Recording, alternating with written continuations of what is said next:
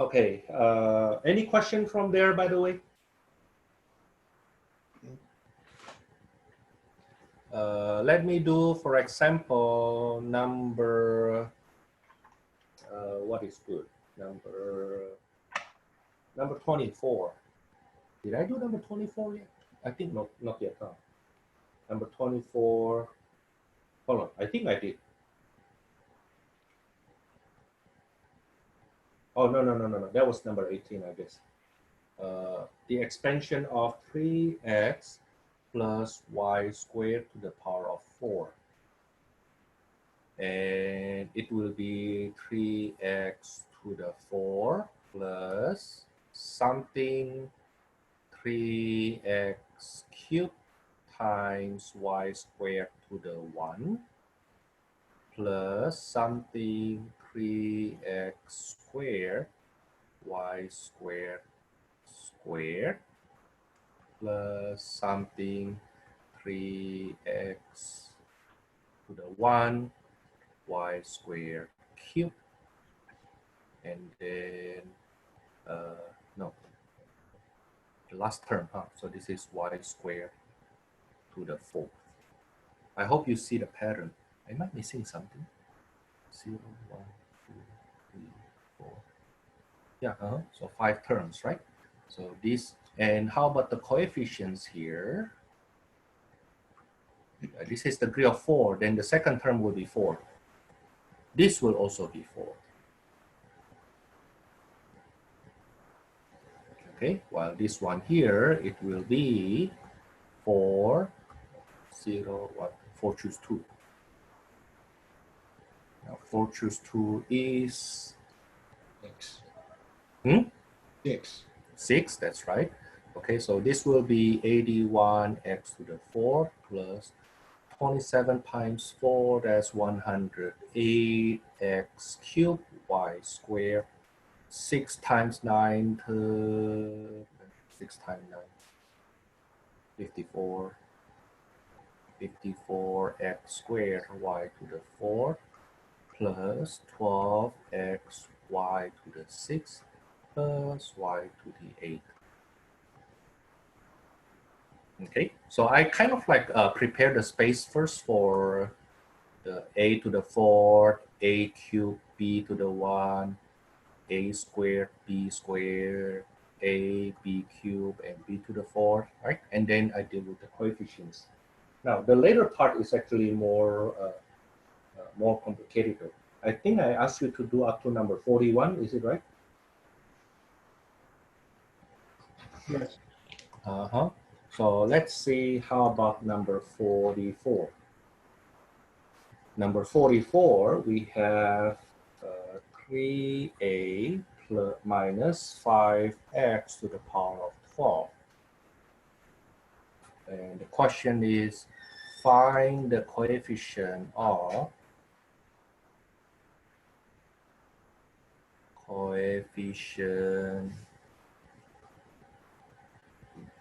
of the term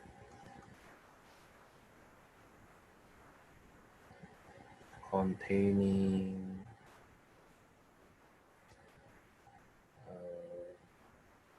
a to the 4th. Yeah, but then for us to have a to the 4th, it must be 3a to the 4th. Is it right? Yes. Okay, and therefore it is negative 5x to the 8. That's right. And then how about the coefficient then? Ooh, that's going to be 12 choose 8. That's right. Then you use calculator to find 12 choose 8.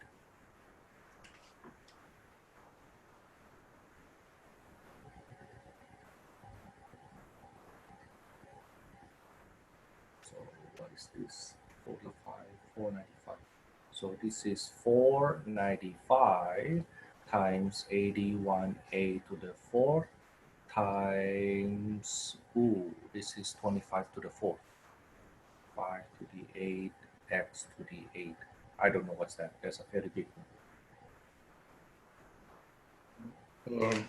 Basically, that's 495 times 81 times 5 to the 8, whatever that is from your calculator, and then a to the 4, x to the 8.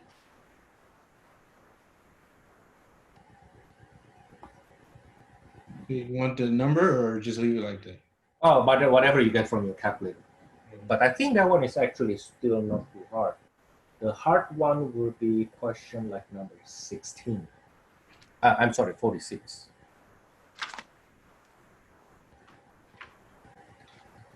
Number 46, we have x squared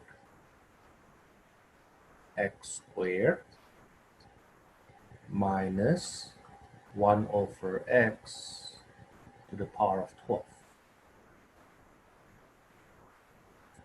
And what we need is the coefficient of x to the 6. Now we need to think hard how to get x to the 6.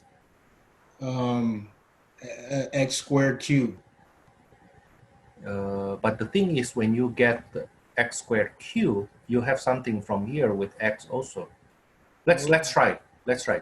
So if I have x squared cubed, then this will be 1 over x to the power of 9. Yeah. Right? Now, you know that it doesn't make x squared cube, x to the 6 anymore. Okay. Right? Okay. So if you think about this, we know that the exponent 3 here should be a lot larger. And this should be, therefore, this will be smaller.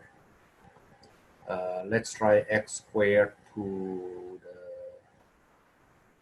the 8th.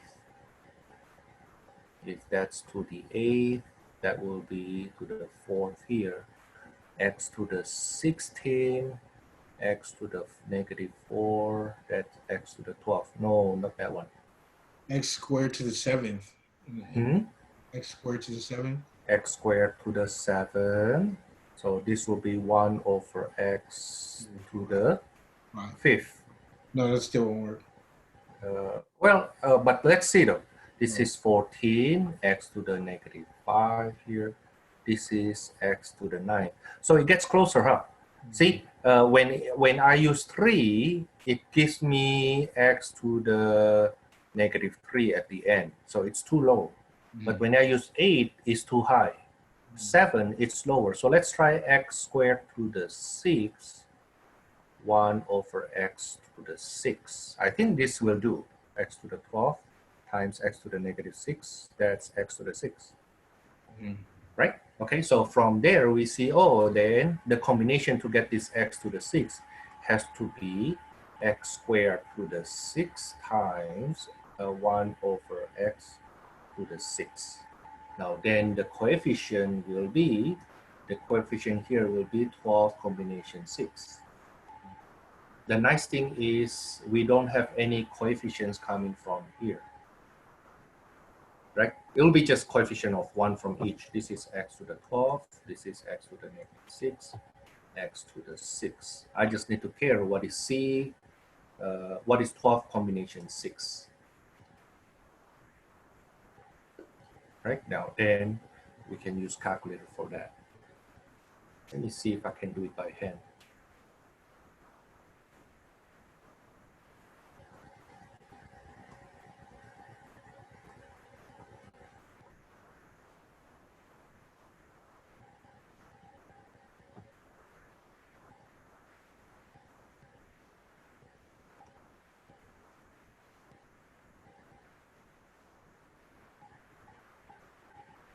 Two, 3, 1, 0.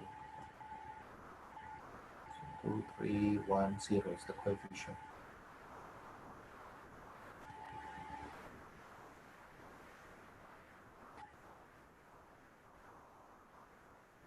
Okay. You will see this binomial expansion here, binomial theorem here, in statistics. And if you have a chance, I strongly recommend you to take statistics, at least to make your transcript look better, at least.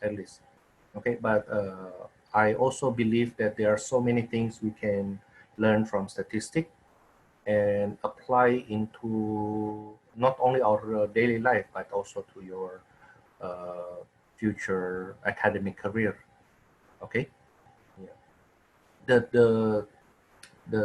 I noticed that the people going to math major or physics major or biology or chemistry, because their lack of background in statistics, then the model that you learn, the things that you learn are way too deterministic, while, for example, the growth for a bacteria or virus, for example, is actually not too deterministic.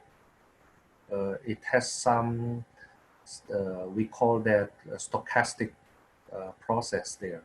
There's some randomness, not precisely. So for example, if today we have 10 bacteria and we have 20 tomorrow, then the next day, according to our model, is supposed to be 40, right? Okay, but in reality, we may get 39, we may get 41, like that. You see what I mean? Okay, so 40 is just what we get from the previous model, but in reality, it may be a bit off from there, and that's totally fine. Okay, yeah, from statistic point of view, at least. Well, I'm trying to give you, to let you see that there are more things out there besides just precalculus and whatever you want to learn. Okay, if without statistic background, then there are more things that you don't learn but very applicable in your real life. Okay, let me go to the main topic for the days. Main topics for the days, 13.4 and 13.5. 13.4, we will be dealing with arithmetic, sequence, and series.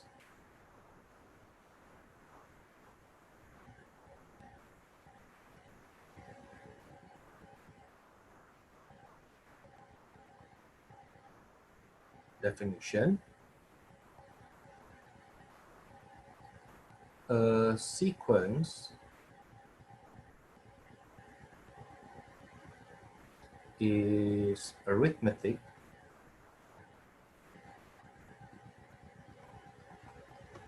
if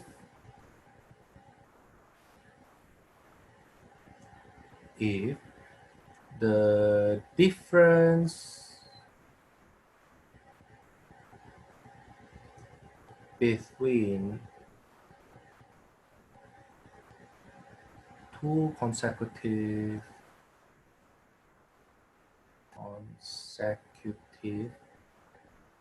terms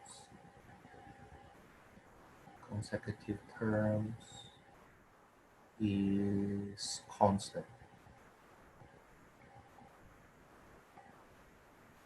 For example, if I have 5, 8, 11, 14, and on.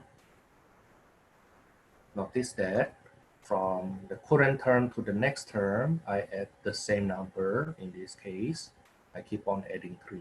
I keep on adding 3.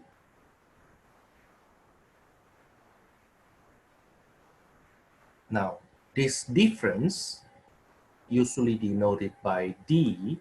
This difference is usually denoted by D, which is the difference between the next term to the current term.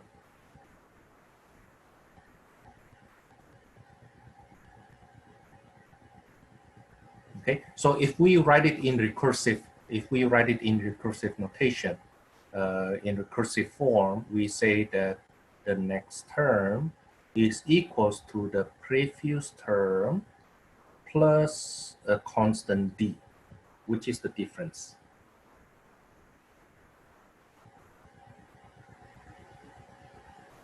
Okay, so we can say, if I see that from notation point of view, and the first term is A1, the second term is A1 plus D. The next term, the third term, is the second term plus d. The fourth term is the third term plus d. Okay? But I think it's better for us to go on the following way. I want you to see that the third term is the second term plus d, while the second term, this second term here, is the first term plus d plus another d, which is the first term plus 2d.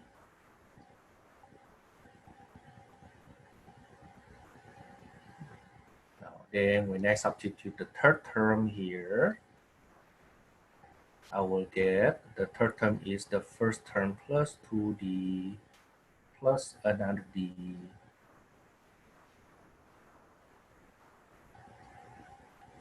That gives me the first term plus 3d. So we come up with the general form of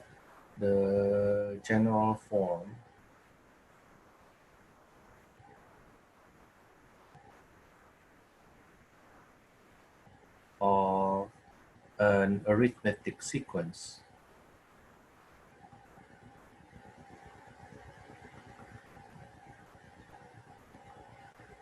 Is given by the nth term equals to the first term plus, notice that if your n is 4, then this is 1 less, is 3. If this is 3, then the coefficient of d is 2. You can imagine this way, like this is the, if I have the first term, then the second term, I jump once, I plus 1d, right? The third term, I jump from the first term, the a sub 1, I add 2d's. Okay, now, so if I have the 10th term, for example, how many times I need to jump? 10? N minus 1. Which is? You said n times should be n minus 1.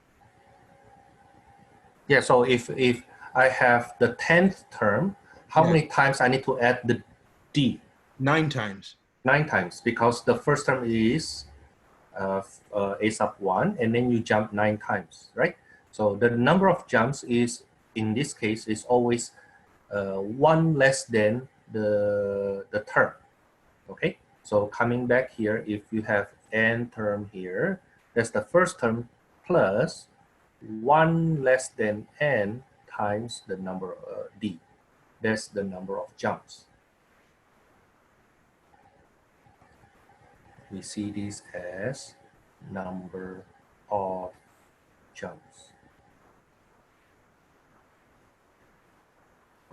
Okay, now that's the general form. Now, how do we use that? How do we use that? For example,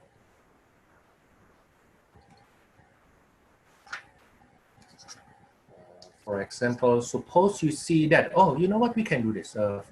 Suppose we have this sequence 5, 8, 11, 14, 17, and on. What is the first term?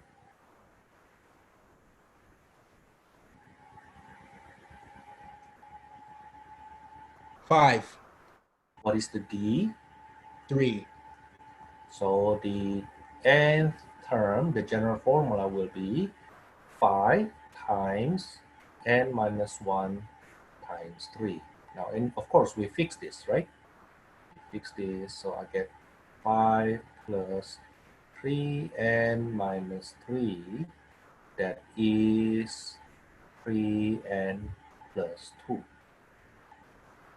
Okay, now that's the general term. Now then, suppose I have a follow-up question. Suppose my follow-up question, find the a sub 150.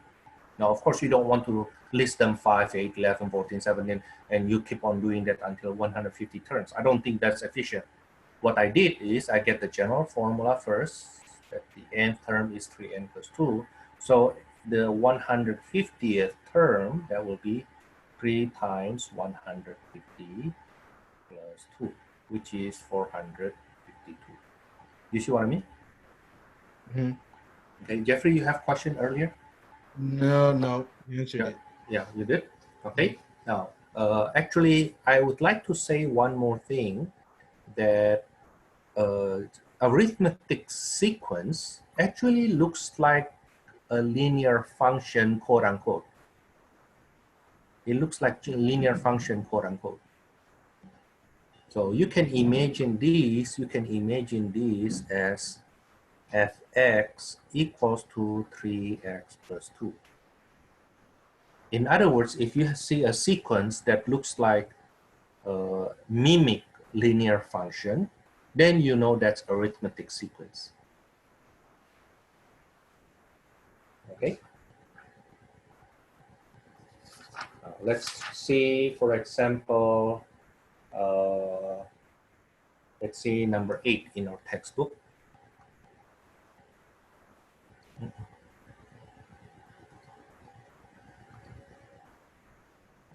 8 in our textbook, I have 42, 1, negative 40, negative 81, and the question is find a sub 15. Okay, let me give you 2 minutes for this.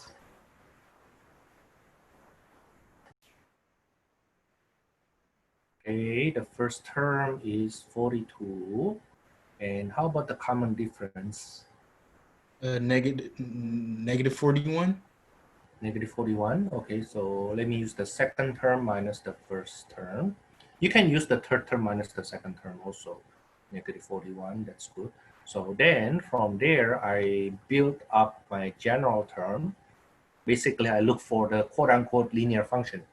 Okay, so this will be 42 plus n minus 1 times negative 41. That will be 42 minus 41 n plus 41. That will be 83 minus 41 n. Therefore, the 15th term is 83 minus 41 times 15. That's 83 minus 615. Is that right? Yeah. So that will be negative 532.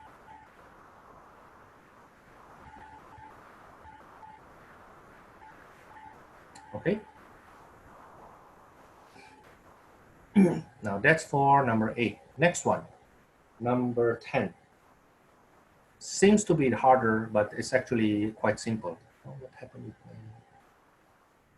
I cannot write. Okay, number 10. Number 10, the 5th term of an arithmetic sequence. So they tell us it is arithmetic. The 5th term is 1/2.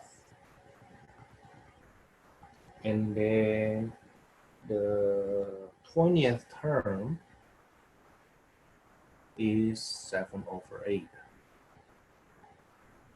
Find the first 3 terms. Basically, find the nth term. Okay, but for us to find the nth term, the general term, we need to find, for us to find that, we need to first find the first term and the difference. Is it right? Those are the ingredients of arithmetic sequence. The first term and the difference. We can say in our linear function that will be our y-intercept and the slope. Now the d here behaves like a slope there. Okay, but we don't have the first term, we don't have the difference. Instead, they give us the 5th and the 20th term. Now here, we will attack in the following way. Now we know that the nth term equals to the first term plus n minus 1d, is it right? Now therefore the fifth term equals to the first term plus how many d's?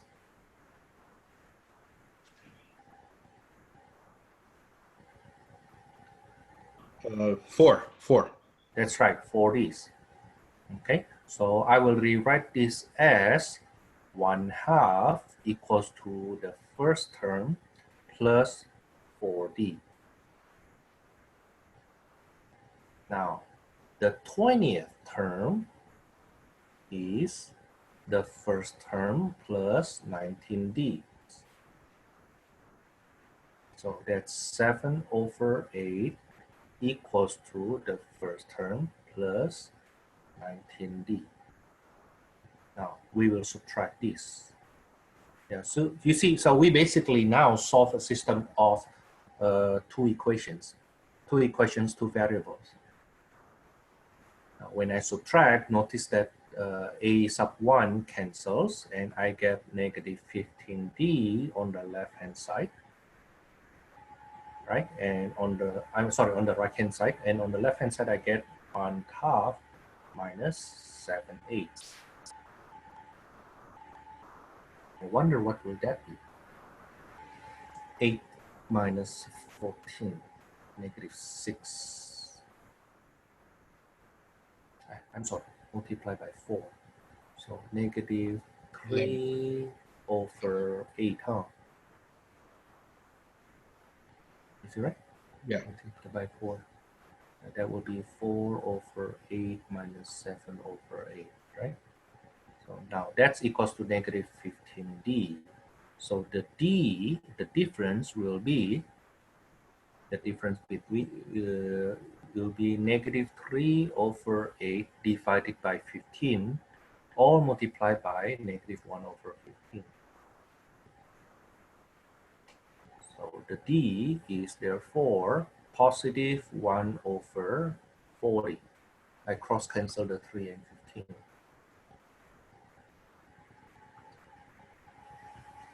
That's the d. Now then I can use either one of these. I think I will use the fifth term to find the first term, right? So the fifth term, which we know is 1/2, is equals to the first term plus 4 times d.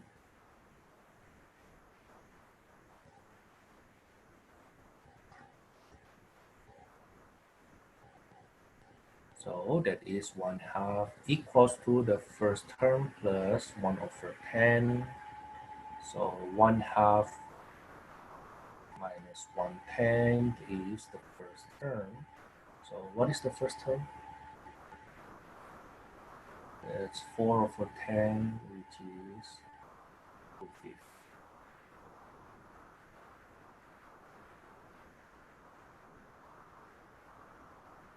Okay, so putting them together, the nth term is 2/5 times n minus 1 times plus n minus 1 times 1/40, which is 16/40 plus 1/40n minus 1/40.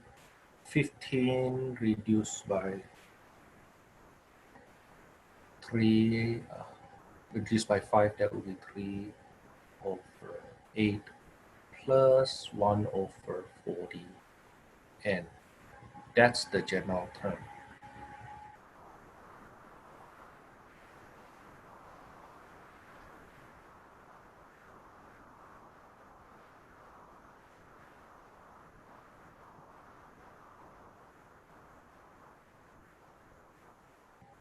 Now, how about series?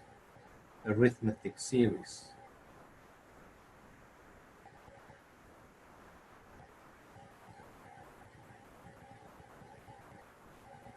Arithmetic series is the series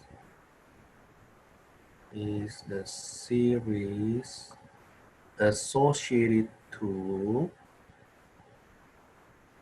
I think I should say associated with arithmetic sequence.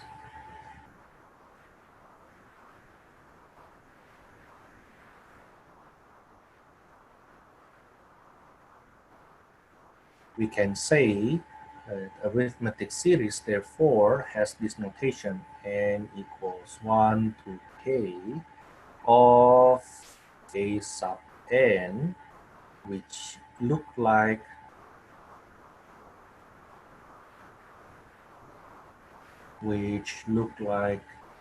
a sub 1 plus n minus 1 d.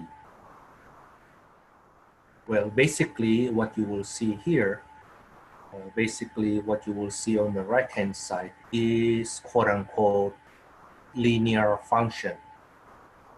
Okay, it will be linear here. So for example, for a quick example, you will see, suppose I have n equals 1 to 5 of 3n plus 7. Now you see that the terms here is linear. Right? This is linear. So this guy is arithmetic series. Okay, because the term is the sequence that we have here. The terms here follows arithmetic sequence. Now, to have the formula, I will use an example. Let's use the example that we have earlier. I think that was example 1. The example, this one, 5, 8, 11, 15. Is it right? Plus 3, no, 14. Not 15. 14, 17, 21, and on. Now, suppose I want to know, for example, in this case, suppose I want to know S6. S6 is 5 plus 8 plus 11 plus 14 plus 17 plus 21. Right? Of course, you can say, oh, Thomas, just add all of them using calculator. That's right. That's right. And I will say you're lucky that's not 60 instead of only 6 terms. Now, what we will do is to see the pattern, we will need to first recognize the following situation. Notice that the sum of the first term with the last term, the sum is 26. 26, that's right. Now, that's the same sum to if I add the second with the second from the last. Oops. There should be 20 here, not 26. I keep on adding 3. I make a mistake. Why I add 4 plus 3 plus 3 plus 3 plus 3. Yeah, it should be 20 here. It should be 20 here. So this should be 25. Now then, if I add the second with the second from the last, the sum also 25. But why? Huh? Why are you choosing those numbers? I just want to see patterns. Oh, I see. Yeah, I want to see patterns that the sum of the first and the last has the same sum with the second of the from the last. Oh, I see. Okay, and the third with the third from the last. Mm-hmm. Okay, so beside adding this using calculator, I can also say this is equals to 3 times 25, right? We know that's 75, there's no question about it. But how do I get that 3? You will see this 3 comes from number of pairs. Right? But the number of pairs is equals to the number of terms divided by 2. Each pair takes 2, right? So the number of pairs will be number of terms divided by 2. Now, this 25, on the other hand, is the sum of the first term plus the last term. Maybe I write it in words better. Sum of the first and last.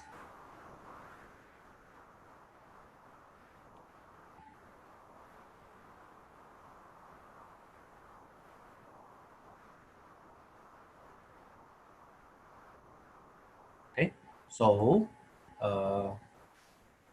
for now we have we assume, which I will need to prove more formally later on. Then if I have the sum of n terms in general,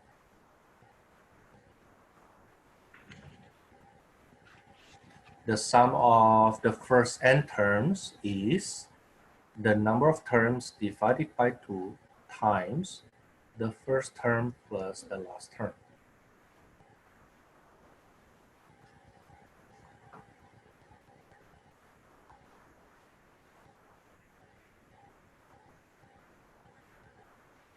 Okay, now let's prove this then. Let's prove this. Proof. Sn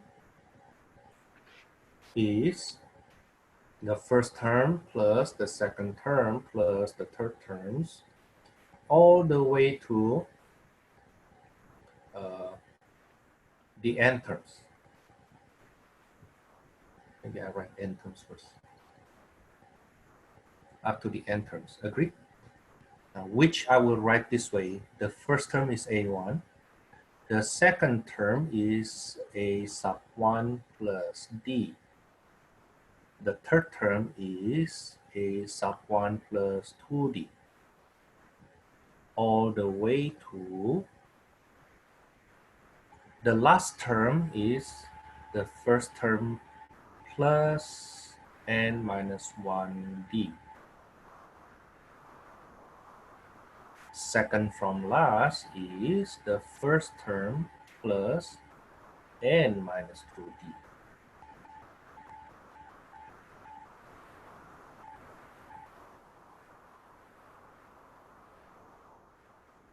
Now, I will rewrite this again.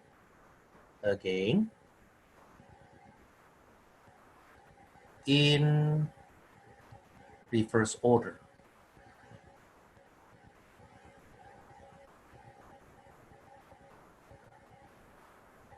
So the sum of the first n term is the last term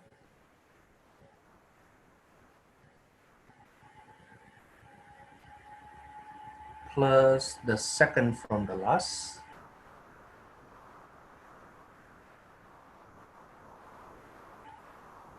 all the way to the second term plus the first term. Now I will add this. I will add this such that on the left hand side I will get twice the n partial term and partial sum. Now then the first term here I add with the last term. The first term there I add with the last term, I will get twice the first term plus n minus 1d. Right? That's for the yellow one. For the second term plus this term, what do I get?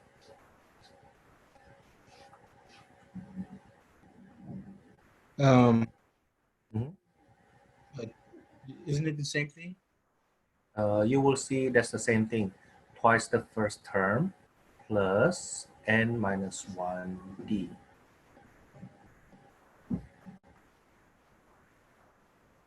And I keep on doing that. So you see what I do here, I actually rearrange them, and it turns out that I get constant, the same sum.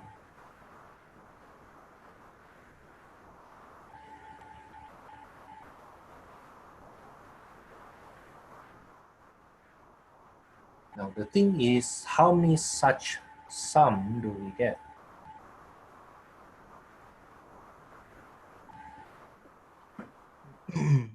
There 4. are, including the dot dot dot. Infinity.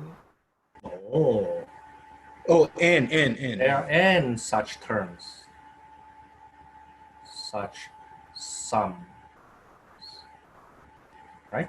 So then I can say on the left hand side is twice the n partial sum equals to n times 2 twice the first term plus n minus 1d. So n partial sum is n over 2 times, so I divide by 2 already, okay? I divide the right hand side by 2 already, but then I will rewrite this guy here, I will rewrite that guy here as the first term plus the first term plus n minus 1d. So this over 2 here already divided by 2. Okay, now then this guy is the nth term.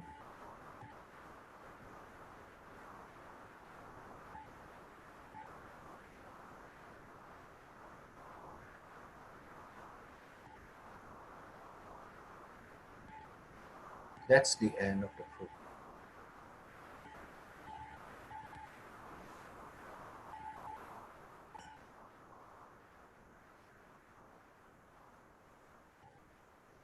Okay, so examples now. I don't know example number what. I think this is example number 4.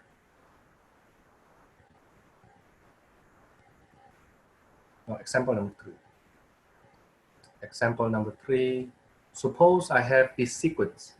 Suppose I have, or maybe this one first. The sum of n equals to 1 to 40 of 3n plus 2.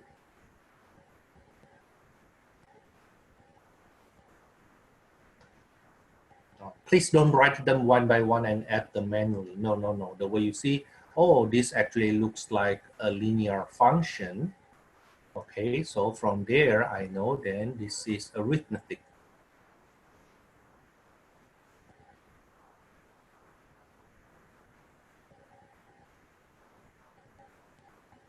Series. The first term is 5. 5. How about the last term? Last term is 122. 122.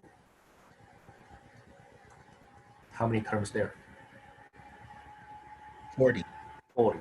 So this sum here is equal to 40 terms divided by 2 times the first term plus the last term.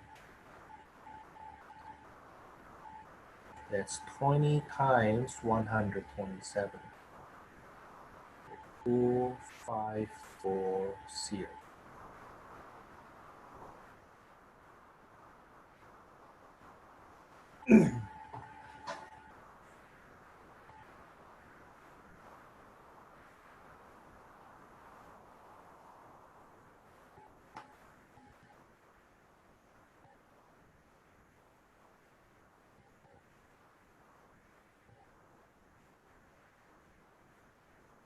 Another example, this time I use question number 16.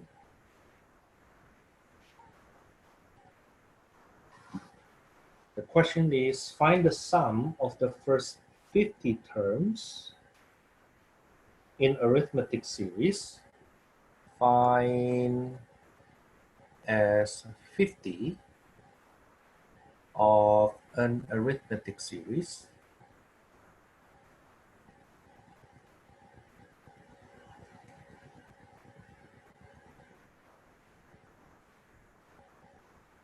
that has the first term to be -8 and the 50th term is 139. Can you do that?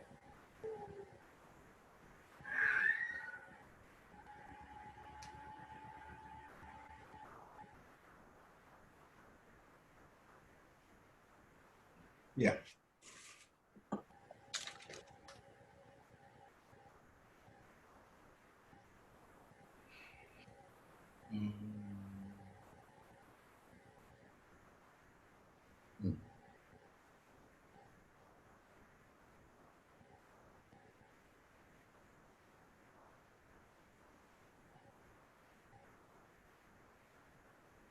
Oh, we actually don't need the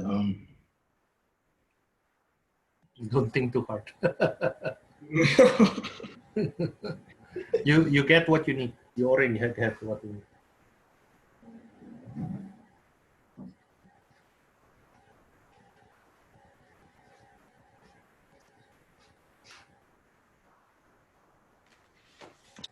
Mm.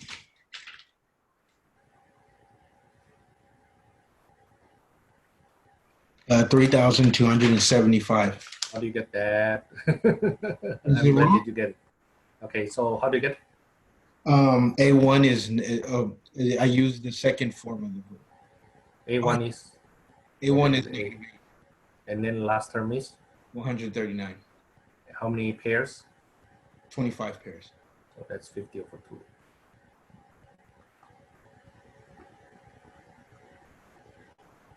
50 over 2 times 131.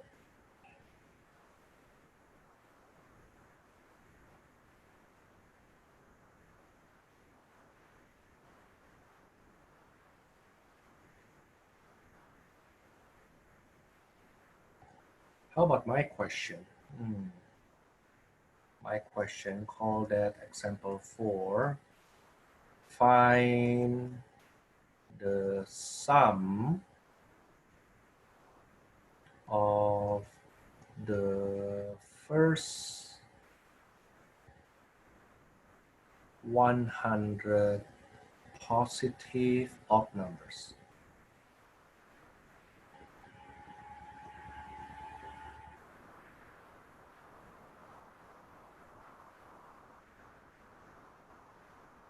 Notice that the first positive odd numbers is 1, and then 3, 5, and on, right? Okay, so the first term is easy. The first term is 1. How about the last term? 99? Huh? 99? Oh, You need to use the formula. okay, what's the formula? It's going to be 1 plus n minus 1d. And so I guess the 100 term is What is your D? 2.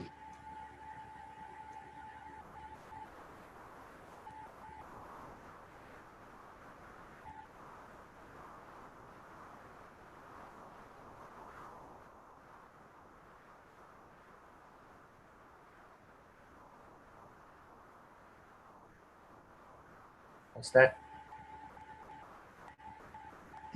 That is, let me see, 199.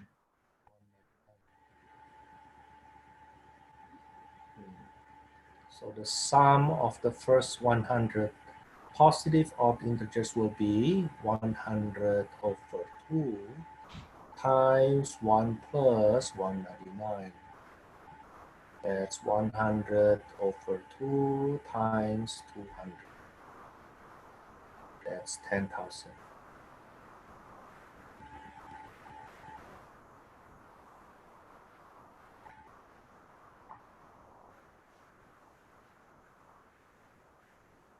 the following is on the slightly harder side, number 26.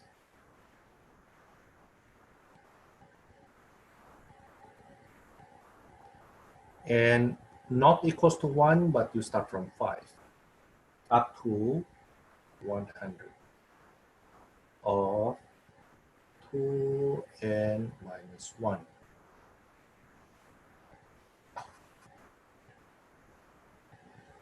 Now from here we see that this is arithmetic, right? It's linear. So what is the first number? Notice that you don't start from 1, you start from 5. So what is the first number to add? Isn't it still 5? When n equals to 5? Yeah, A1 is when n is 5. I don't want to get confused later on with n equals 1 and a sub 1. Let's just call that the fifth term right away. So we start from the fifth terms. Okay. We end at the 100th term. How about that? Is it okay? Okay. Yeah. Now then, what is the fifth term? Fifth term is 9. And then the 100th term? 199. 199. Now the question is, how many terms there?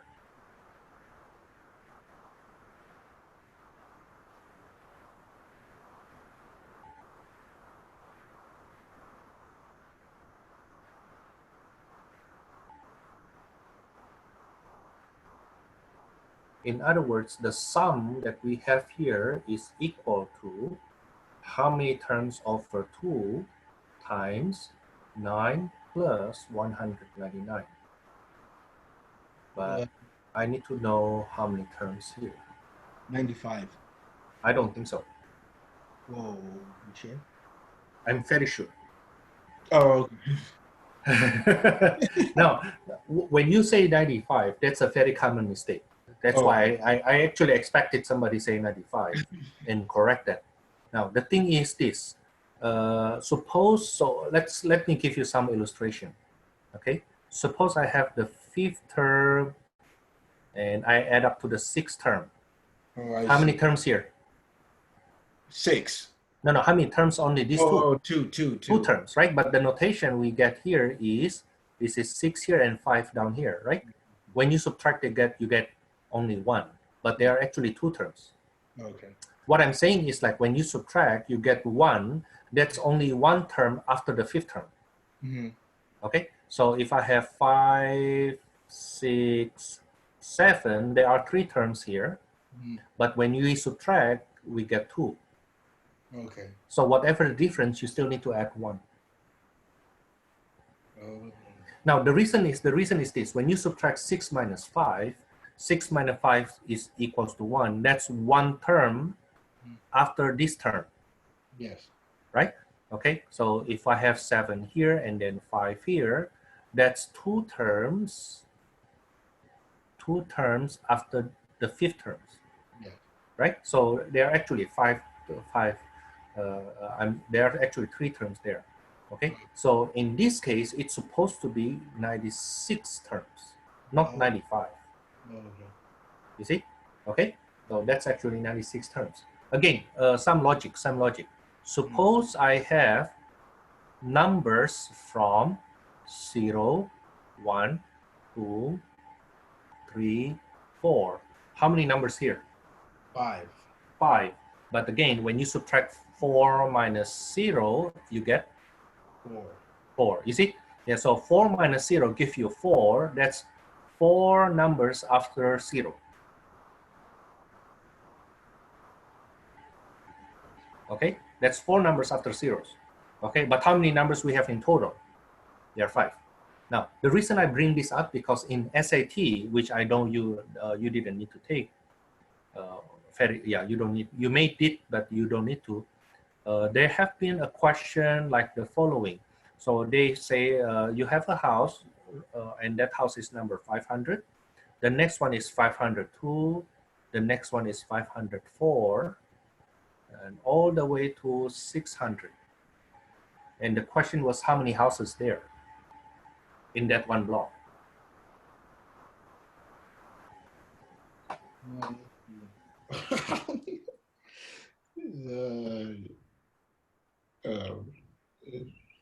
Wait, hold on.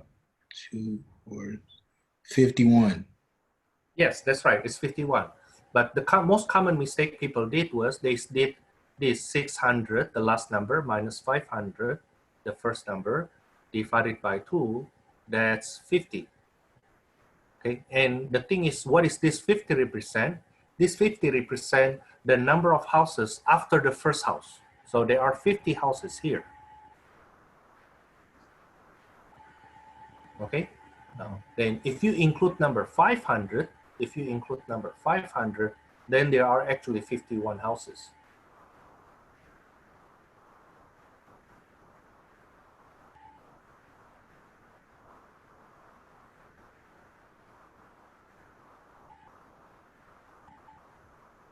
You see what I mean? Okay, so I hope that illustration gives you a better picture on how I get these numbers. Everything from here is just calculated, right? Okay. So Jeffrey, you see already? It's kind of sneaky question, huh? Yeah. Even though I say that you don't need to take SAT, I do expect that one day you will go for your master's or PhDs.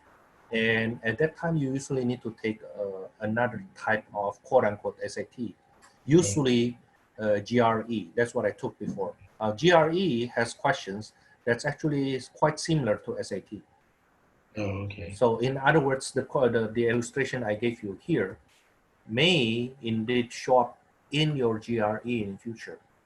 You know, Okay. which supposed to be an easy question. Everybody agree this is an easy question, but it's so tricky such that even those people who say it's easy, they get it wrong. Right? Okay. By the way, that reminds me to one question I have when I did my entrance test back in Indonesia. I have this question: x minus a, x minus b, x minus c, all the way to x minus z. What's the answer? I have no. It took me. It's a national test, so the question is something you need to do in approximately 3 minutes for us Indonesians. Yeah, one question is approximately 3 minutes, but that was question number 1 or number 2, I remember, and I was just when I think about it, it's like, I actually curse in my heart, like, you know, it's like, oh, whatever. Beep. I think I know what it is. I think I know what it is. What is that? Is it like the same as like the different cubes? So you're only gonna have an x. No. It's not. It's not. Okay. So most people say that this is actually equals to x to the 26 and then minus a plus b plus c all the way to z of x to the 25th and on. And it's alternating. But even that is too long. Even that is too long. I was saying everything's gonna cancel except for x and z. Nope. Actually, it's even more than that. Everything cancels. What? The answer is 0.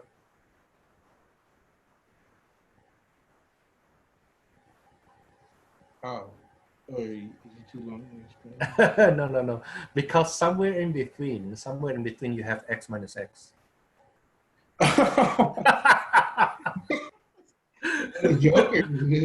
Seriously, I was like, man, this question is so tricky. Yeah, somewhere in between you have x minus x. That's why. Oh, wow. So whoever fall into the trap of actually doing it textbook way will never get it. You really need to put some instinct into that also. Oh, okay. Okay? Yeah. That's why I say that this question seems to be an easy question maybe, but if people make mistake, it will be on this green part here. That's where the mistake usually happens. Okay? Let me give you suggestive homework. So suggestive homework from this 13.4 will be number 1, to number 29. Good enough. Yeah, up to number 29 is good. Okay, and I don't plan to make it hard. I don't plan to make it hard. So number 27, 29, for example, just to practice your the structure of arithmetic sequence in your mind.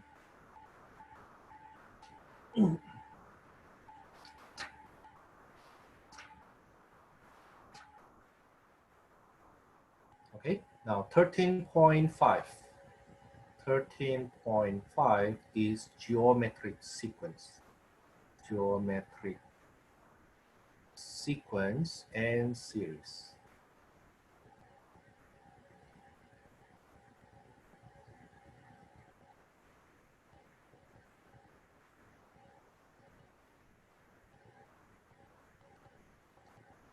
Now, definition. A sequence is said to follow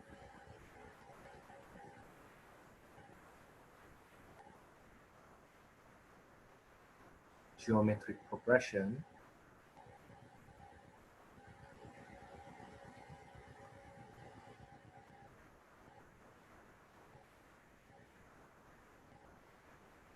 or simply is geometric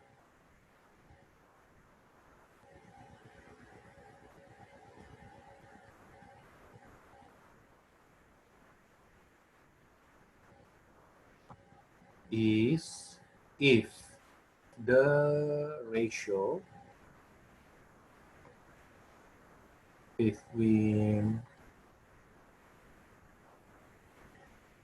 the current, I think I should say between two consecutive, sorry, I didn't say it right, between two consecutive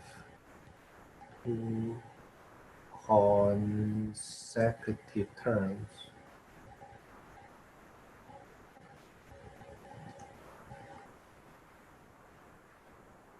is constant. Now, for arithmetic sequence, it's the difference that is constant. For geometric sequence, it's the ratio that is constant. Okay, so for example, just for illustration, if we have, let's say 5, 10, 20, 40, 80, and on. Notice that from the current term to the next term, I multiply by 2, multiply by 2, multiply by 2, right? Okay. In recursive form,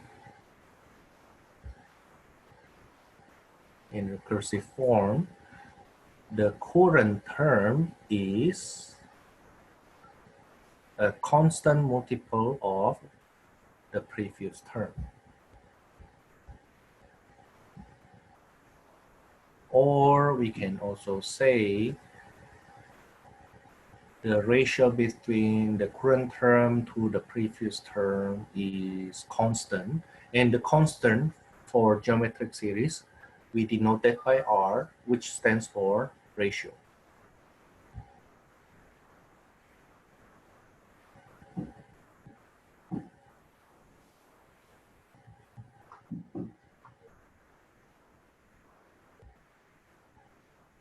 Now, how about the general term? For general term,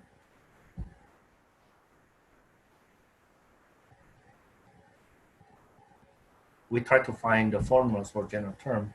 Notice that the first term is a sub 1, the next term is a sub 2, the next term is a sub 3, the next term is a sub 4, and so on and so forth. Now, notice that the second term is a sub 1 times R.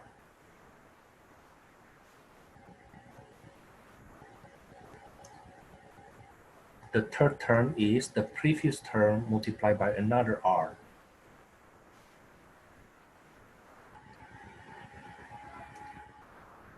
The fourth term is the first term times r to the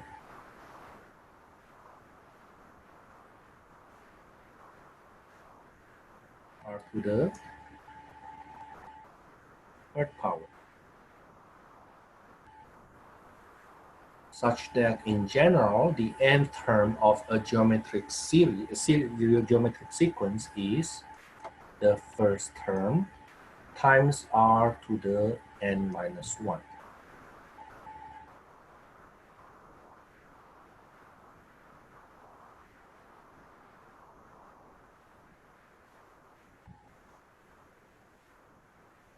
Okay, so the general form of geometric sequence is the first term times r to the n minus 1. You will see that you can associate these two similar to exponential function.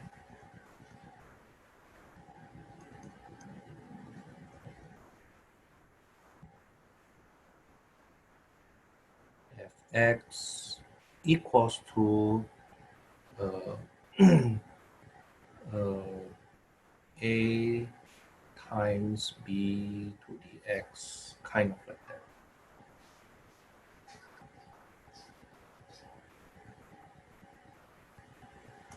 Okay, so this is the general term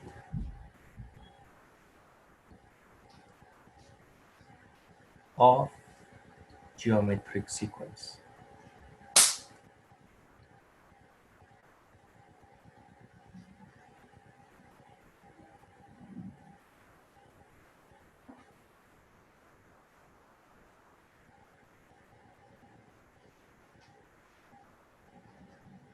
Okay, let's practice with that first.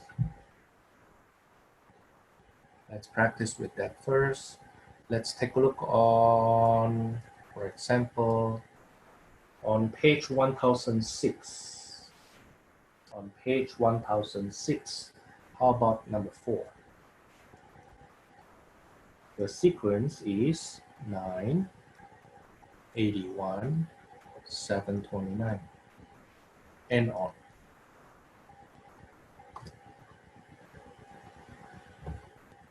The question is find a sub 7. Let me change that.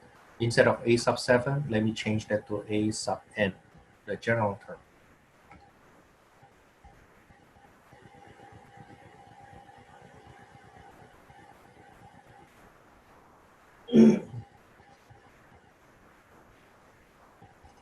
Then let's see, what is the first term?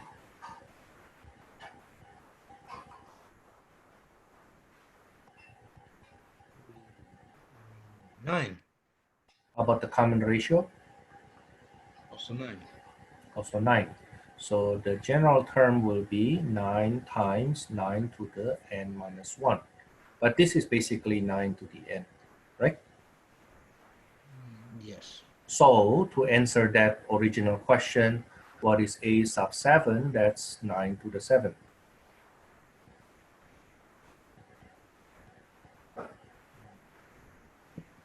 Okay, now what may confuse you later is when you see a sequence, you need to be able to tell right away if it is arithmetic or geometry.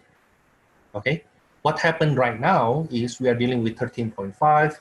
We know this is geometry, right? So you already have at the back of your mind, oh, this is geometry.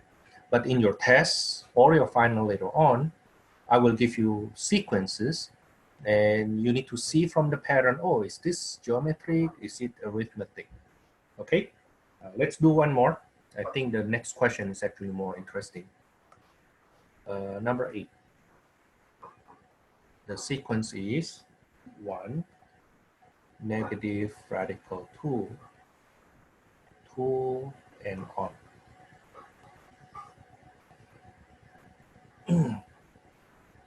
Find the nth term and then find the 6th term.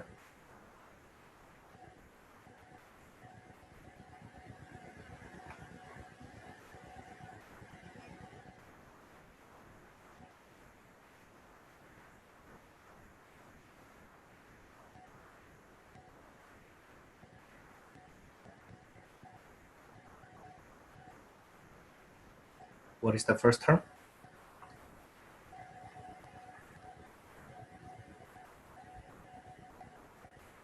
One. How about the common ratio? Good one. It is.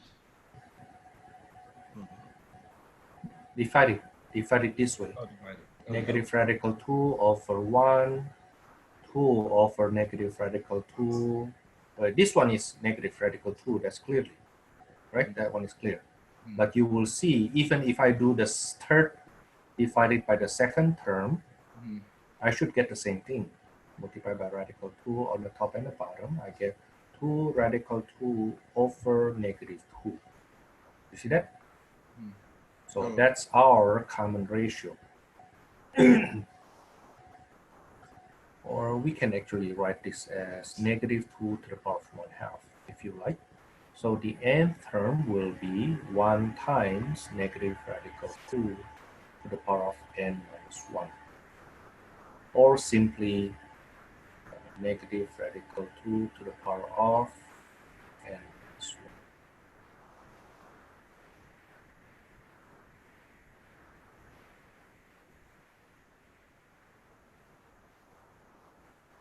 Now, question number 10 is quite interesting. Question number 10.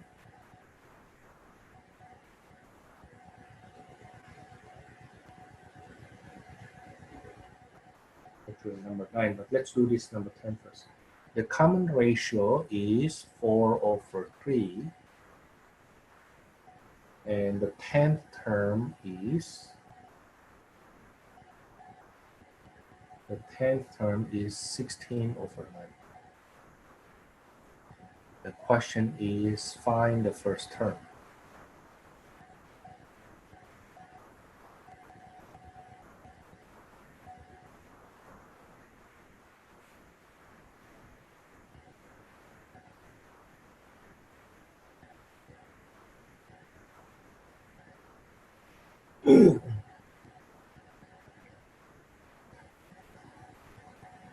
We use formula.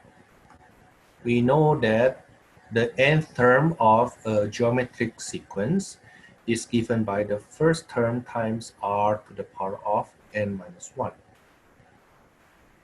So the 10th term will be the first term times r to the 9th, right?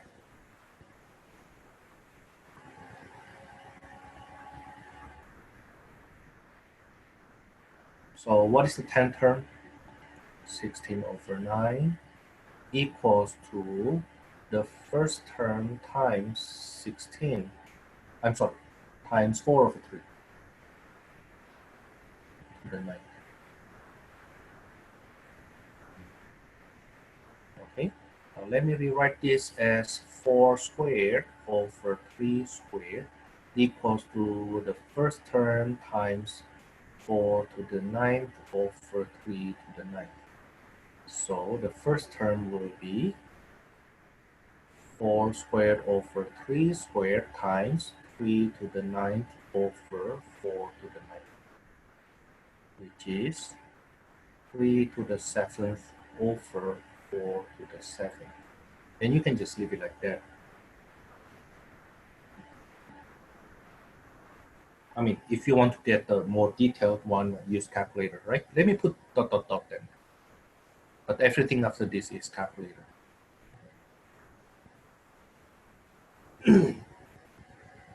Okay, now that's the use of the general form of geometric sequence.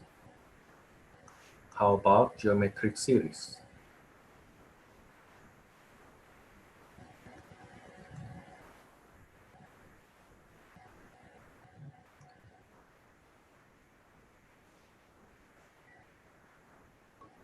The sum,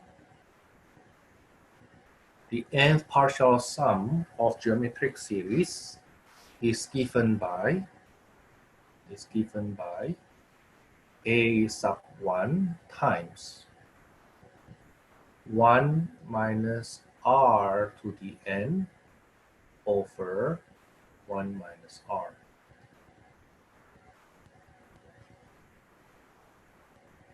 And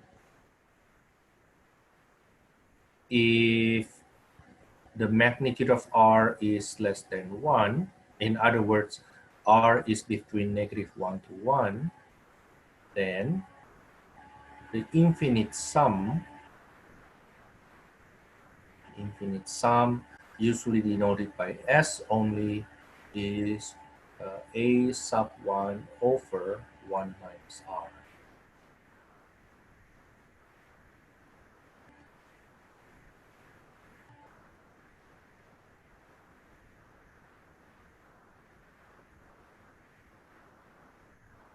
Now I will derive this first formula first. Proof S sub n is the first term plus the second term plus the third term all the way to the nth term, which according to our formula, that's the first term plus the second term plus the third term all the way to the nth term.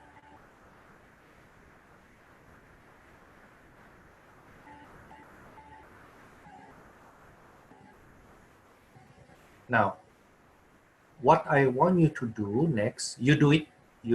What will happen if I multiply that by r?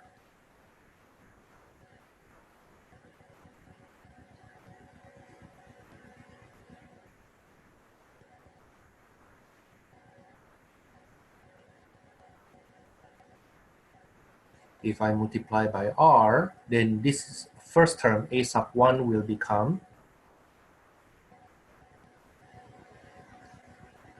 a sub 1 times r. Is it right? I multiply each term by r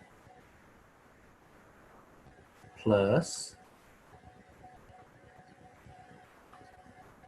multiply this by r.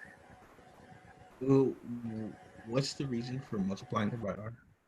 Because of The n minus 1 or something, or? no, it's more because that when I multiply by r, I actually follows most of the pattern. Oh, I see. Right? I will follow most of the pattern. So you will see that I will get something that gives me plus 8 sub 1 times r to the n minus 1. Yet this guy here, if I multiply by r, that will give me a sub 1 times r to the n. Mm-hmm. Right? Now then imagine if I subtract.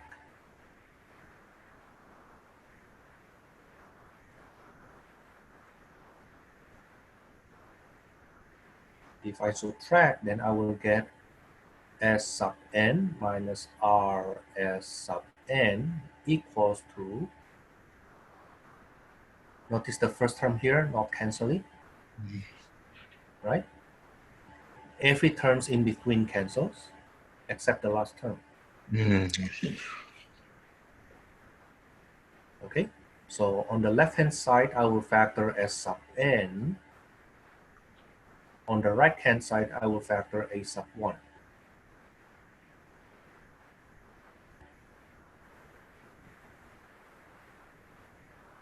So the nth partial sum of a geometric sequence is a sub 1 times 1 minus r to the n over 1 minus r.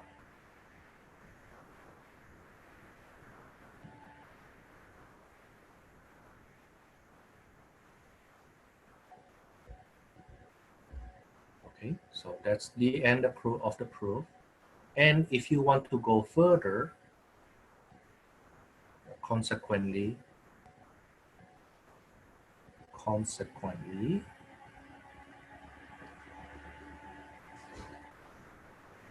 if r is between -1 to 1, if r is between -1 to 1, then r to the n will go to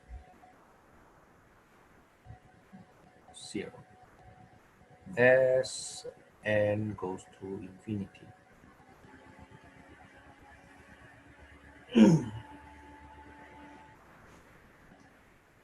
But this has something to do with exponential function. So let me say, remember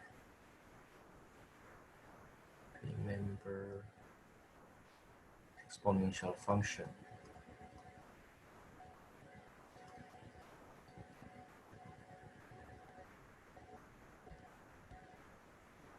When we have fx equals to b to the x, and the b is between 0 to 1, the function is decreasing.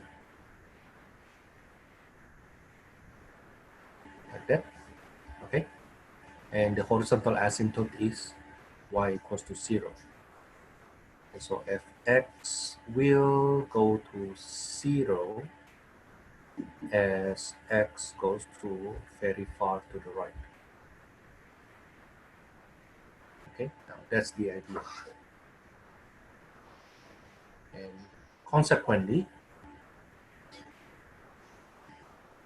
the infinite sum of geometric series, if the ratio is between -1 to 1, is a sub 1 over 1 minus r. Basically, this part becomes 0.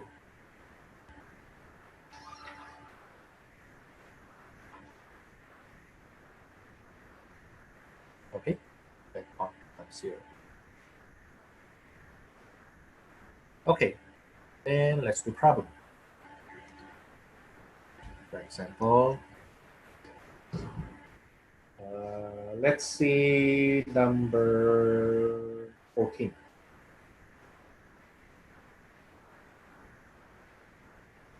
The question is, find the sum of the first 12 terms.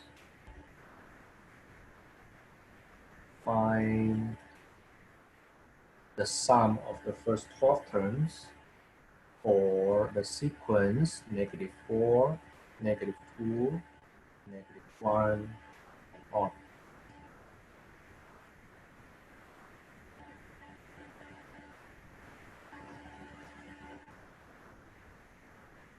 So this is the way we do it. What is the first term?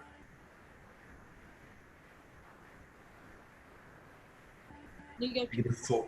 -4. -4, that's right. How about the ratio? Ratio is 2. No, Half. half. It's the other way around. So the ratio is 1/2. You can do it this way: -2 over -4, which is 1/2. Okay, or -1 over -2. Okay, yeah, but the ratio has to be constant. Now then, if I need s sub 12, the sum of the first 12 terms, the 12 partial sum, that will be -4 times 1 minus 1/2 to the 12 over 1 minus 1/2. So why is it 1/2? Huh? Why the ratio is 1/2? Because -2 over -4 is 1/2. Why -4? Huh? Why -2 over -4? Well, because this term divided by this term. Ah, okay. So we have to divide the second term over. Well, that's common ratio, right? Yeah. Yeah. So once we know this geometry, then we need to find the ratio. How do you find the ratio? Well, you can do this also. You can do it this way also, -1 divided by -2. Oh, okay. Right? Yeah. So -1 divided by -2, it's still 1/2. Okay. Now then I go on. When I compute this, I get -4 times. This is 1 minus 1/2 to the power of 12. I will complete that later, and this is 1/2. Multiplied by the reciprocal of 1/2, that gives me -8. 1 minus 1 over 2 to the power of 12. I thought that's 0. Huh? I thought half to the 12 is 0. No, it's not. It's very small, but it's not 0. Wait, you just told us anytime it's between half or. Yeah, but that's not what I said. What is this though? I thought that's the formula we're supposed to use. No, it's not. This is the infinite sum. Oh, I see. This is the sum to the n terms. Okay. I thought. Okay. Okay. Now then that will be, let me make it this way. This is -2 cubed times 1 minus 2 to the -12. So that will be -2 cubed plus 2 to the -9.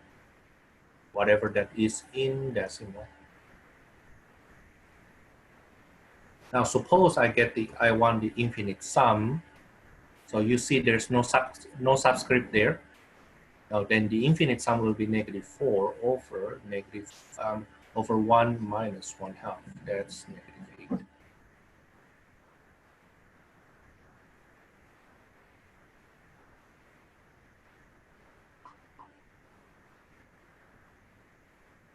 Okay. If we need infinite sum,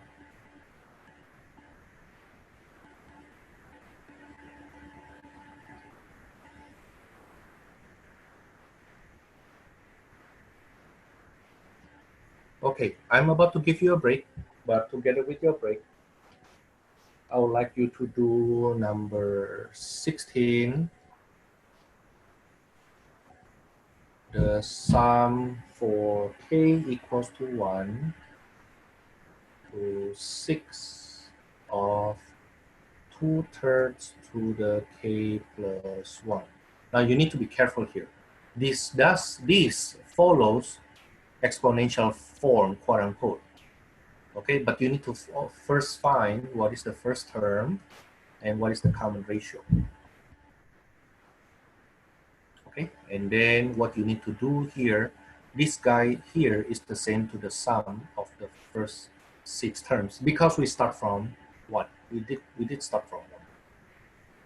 Right, so that will be the sum of the first 6 terms. And then after that, I would like you to also think about, that one's supposed to be a short question, short answer though. Also think about number 22.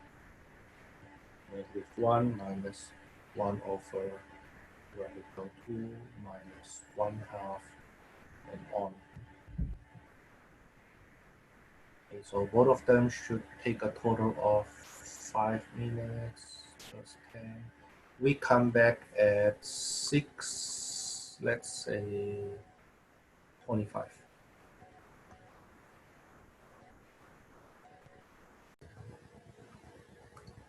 The first term here, when k equals to 1. When k equals to 1, the first term is 4 over 9, right? And the r is 2 over 3. Okay, so this is equal to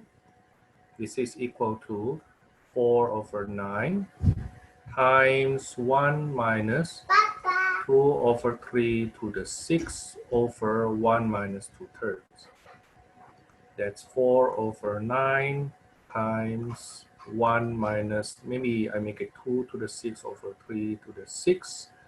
And then underneath I get 1/3. Okay, so then it will be 4 over 9 times 3 over 1 times 3 to the 6 minus 2 to the 6 over 3 to the 6. That's 4 over 3, 3 to the 6 minus 2 to the 6 over 3 to the 6. Then from there, either you use calculator or multiply them in.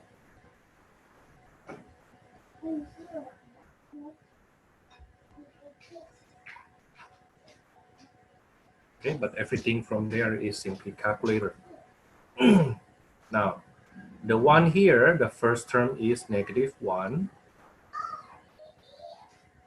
That's infinite sum, right? So the first term is -1 over 1 minus, the ratio is 1 over radical 2. Okay, so let me multiply this by radical 2 over radical 2. So make it negative radical 2 over radical 2 minus 1. Then I will multiply by the conjugate radical 2 plus 1 over radical 2 plus 1. That gives me -2 minus radical 2 over 2 minus 1. So the final answer is -2 minus radical 2.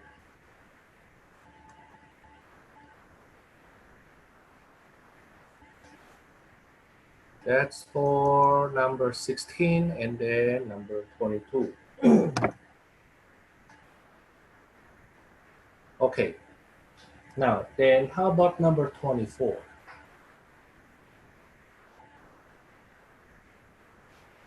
Number 24, when I do this problem, I basically want to answer one big question that you're supposed to have answered in your intermediate algebra. Okay, here's the thing, definition. A number is rational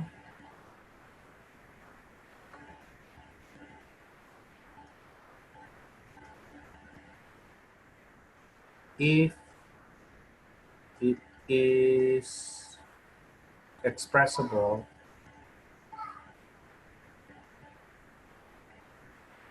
as ratio of two integers.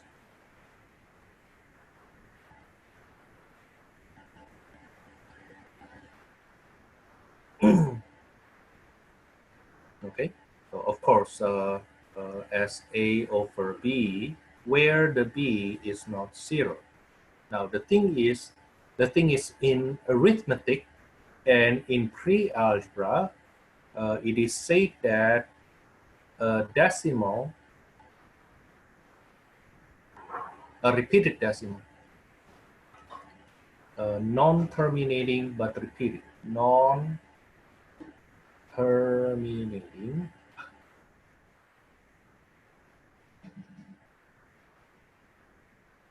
repeated decimal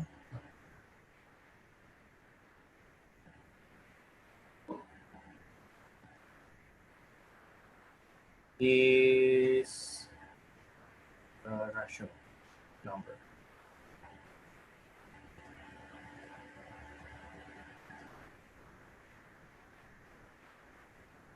For example, in this number 24, we get 0.47 bar, which means 0.47, 47, 47, and on.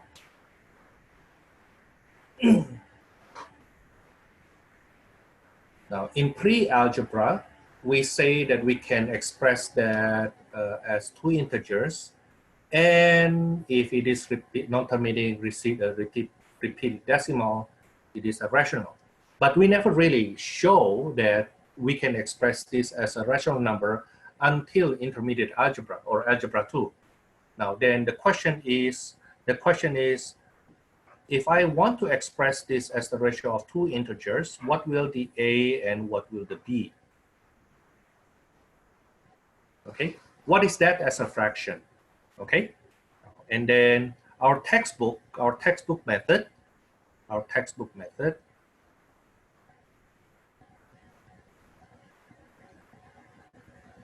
we'll actually see it this way.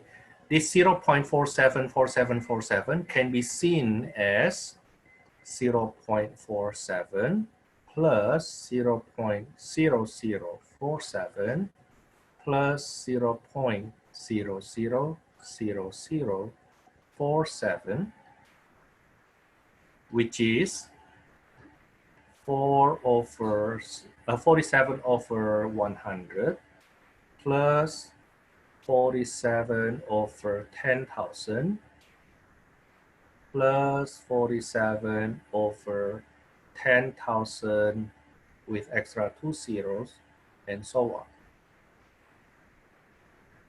on. Basically, we can say this. This is 47 over 100. If I factor 47 over 100, I get 1 plus 1 over 100 plus 1 over 10,000 and on, which forms a geometric series in the parentheses.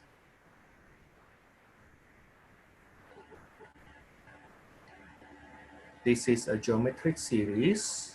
This is a geometric series with the first term 1 and ratio r 1 over 100.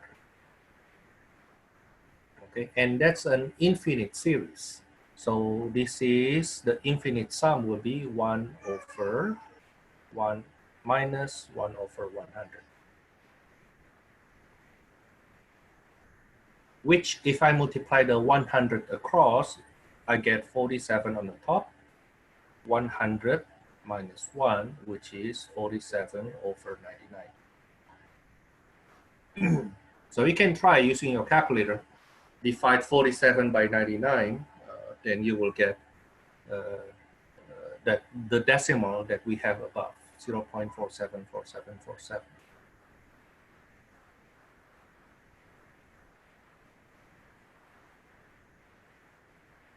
Okay. Now, I said that that's a textbook method, but most people, this can be done using the method, a similar method that we have before, other method.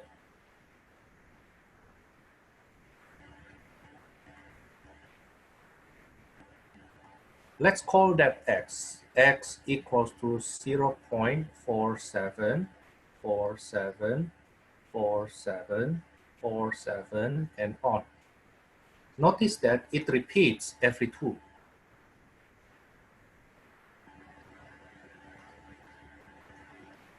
Right?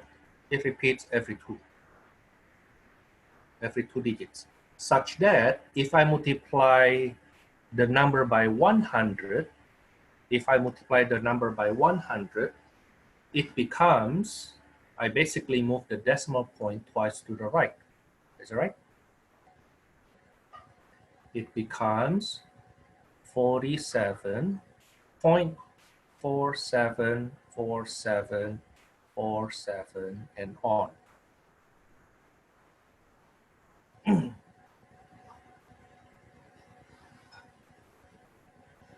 But this is the right-hand side here. The right-hand side here can be seen as 47 plus that guy. Imagine the following. Let me write it this way first. This is 47 plus 0.474747 and on, which is 100x equals to 47 plus x. So 99x equals to 47, x equals to 47 over 99.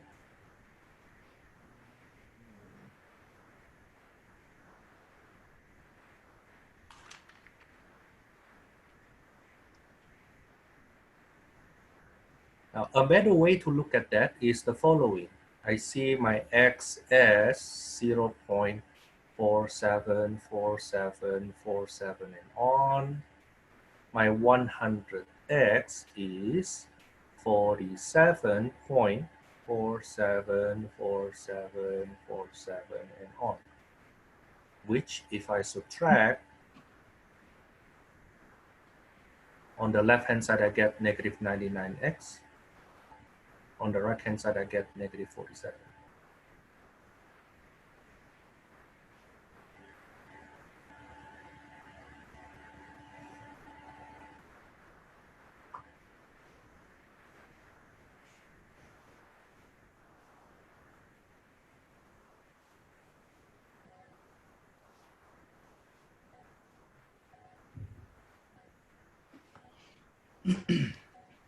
So suppose, for example, I have this decimal right in fractional form.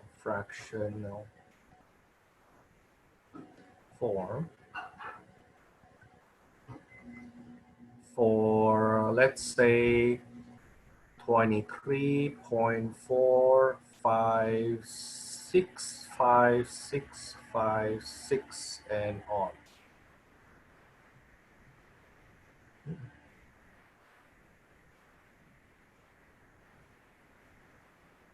So you see that the repetition actually starts from here. And it repeats every 2 numbers. If it repeats every 3 numbers, I will multiply by 1000.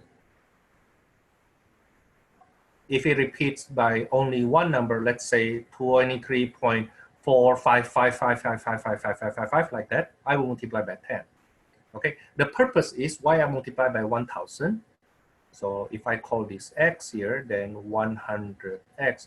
The purpose is to move the decimal actually the number of times such that the remaining part, the yellow part here, the yellow part here will give us the same number. Okay. Let me rearrange that. So let me write it here, solution. So x is equal to 23.4565656 and on. Now, because it repeats every 2 digits after a while, so I will multiply by 100. Now, the reason I multiply by 100 is because that way I basically move the decimal point twice to the right. Or another way to look at that, I move the numbers twice to the left. 2, 3, 4, 5, 6, 5, 6, 5, 6, 5, 6. Notice that these parts here give us the same pattern too, which if later on I subtract, they kill each other. You know, I thought you were supposed to eliminate it once it starts repeating. Yeah. Once it starts repeating, if I subtract it, it was. So shouldn't it be 23456.565656?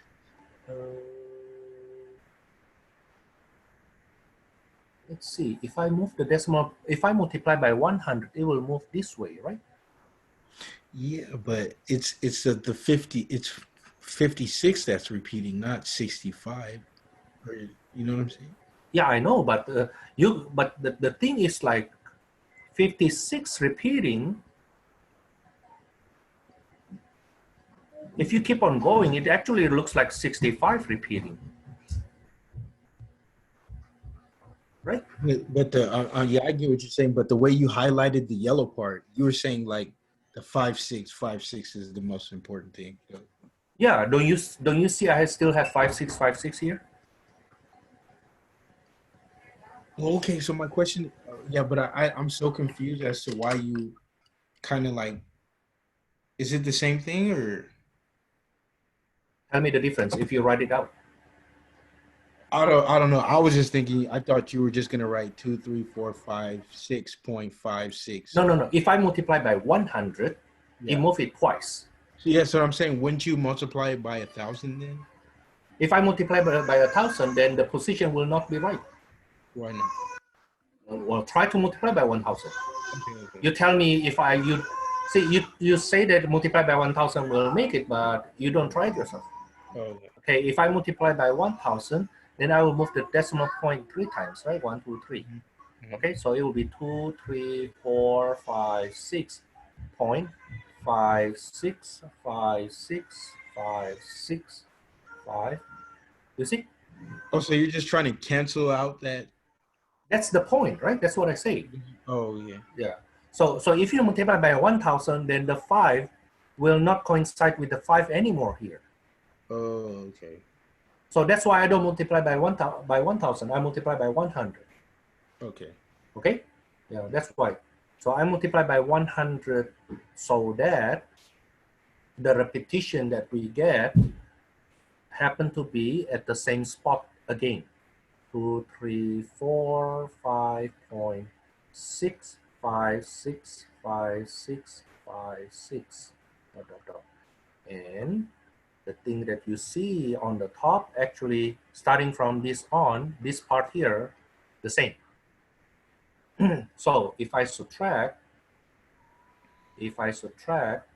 I get negative 99x here, and this would be negative 2322.2.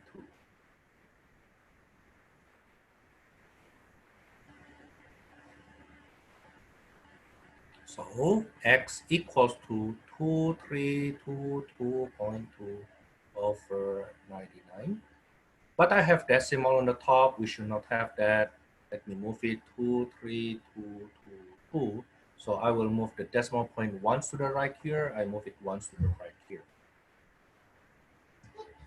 Becomes 990. So at this point, we are actually done. But of course, we can reduce this.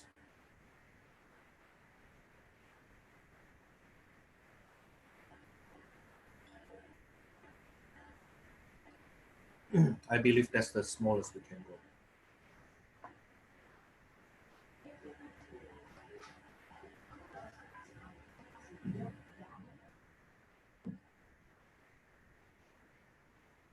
Now, let me go on a little bit further. I go back to the original question. You will see that the issue is not with the 23. You can see this as 23 plus 0.45656, and on. So if I call this x, let x equals to, let me not using x. Let me use y instead, so that you don't confuse with my x earlier.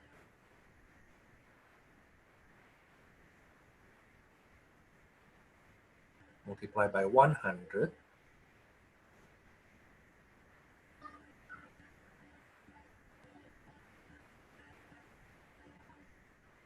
And subtract. I get negative 99, y equals to negative 45.2. So y equals to 45.2 over 99. Move the decimal point, 452 over 990. Reduced by 2, that will be 226 over 495. So 23.456 bar is equals to 23, 226 over 495.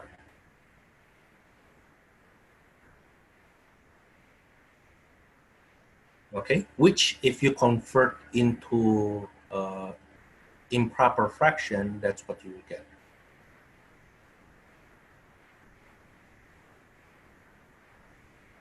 Okay, and that's where I will stop our lesson. The suggested homework here will be 13.5, number 1 to number 27.